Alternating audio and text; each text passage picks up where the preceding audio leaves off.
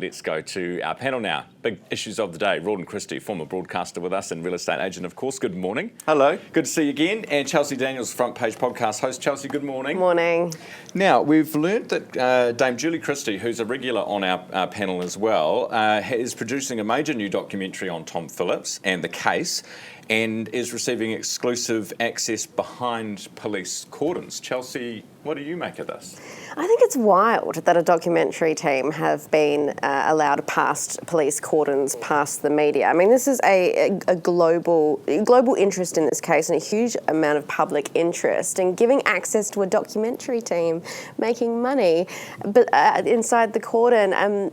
That's one aspect of it, but I think the second aspect of it is the kids, right? Having that documentary come out and re-traumatise them. I think we're really good in New Zealand not delving into people's lives when situations like this too much, and I say too much because, you know, we left David Bain alone for decades on end. Why can't we leave these kids alone? Rawdon? I think Julie and her team are doing the right thing. They're trying to do their job, Totally. Just like every reporter, trying to get in there, trying to get the story, trying to get the interviews, trying to get the access. They're all doing their job. The failure here lies, I think, with the police for... I don't think they should have let them into the cordon. I think they should be really tightly controlled.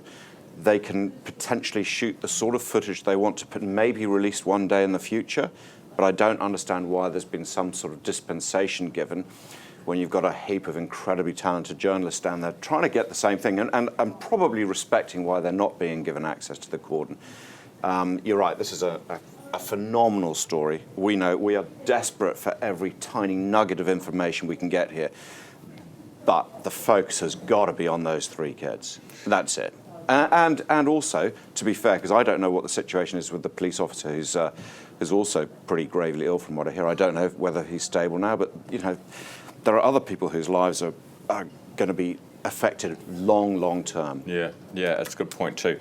Now, let's talk about the 15-year-olds who are leaving school. This is a story from News Talk ZB this morning. So, highest number of 15-year-olds who were given a dispensation to leave school early this year, I think highest since 2007. But they're all, most of them, going to training or into a job, which I think school's not for everyone. And so long as you're not going to sit on the dole, well, you can't get it at that age, but, you know, go and do something lame, waste your life, then why not? Good on them, I say. There are people with several uni degrees that struggle to get jobs. I mean, and these kids are getting jobs straight out of like 15-year-olds. And learning a trade, what an amazing footstep into owning your own business one day. I think it's an amazing development, to be honest. They're the smart ones, I think. Yeah, and as you say, it's not as if they're just being allowed to leave school. They're being granted dispensation for a reason. They've had to prove they've got something worthwhile to go to. And you're absolutely right, it's going to build a far better future for us all if people who are... I mean, imagine being the parent and your 14-year-old, they've maybe hated school for the last 5 years, and now, but you know they're bright, you know they want to work hard, you know they want to make something of their lives with your guidance, and there's an opportunity for you to do it. You mentioned the unis, you know, I've got... Well, one's just finished, another one's at uni, and one's going to uni next year, so we're right in the thick of it. And right now, their friends coming out with degrees after spending 4 years and 50K's worth of student loans to pay off are struggling to get jobs. Yeah. And they're saying, God, or they're getting jobs as a sales rep, which they may have got with a BCom degree, which they may have got after 6 months going straight into it after school. Yeah, it's funny because you know those stories that you always see in the news about the 21-year-old who's bought their first home? Yeah. They always were the ones that left school early and have been working and saving and being smart with their money, and, you know, they're on the property ladder at 21.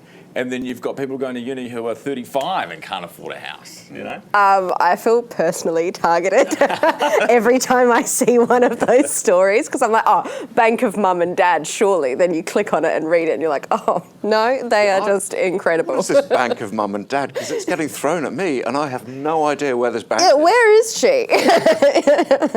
Depends, yeah. You can have bank of mum or dad or bank of mum and dad. Yeah. Hey, guys, thanks so much for coming in this morning. Good to see you both. Good to see you. It is Rawdon Christie, a real estate agent, former broadcaster on the desk today with Chelsea Daniels, the Front Page podcast host. It is 29 to 9.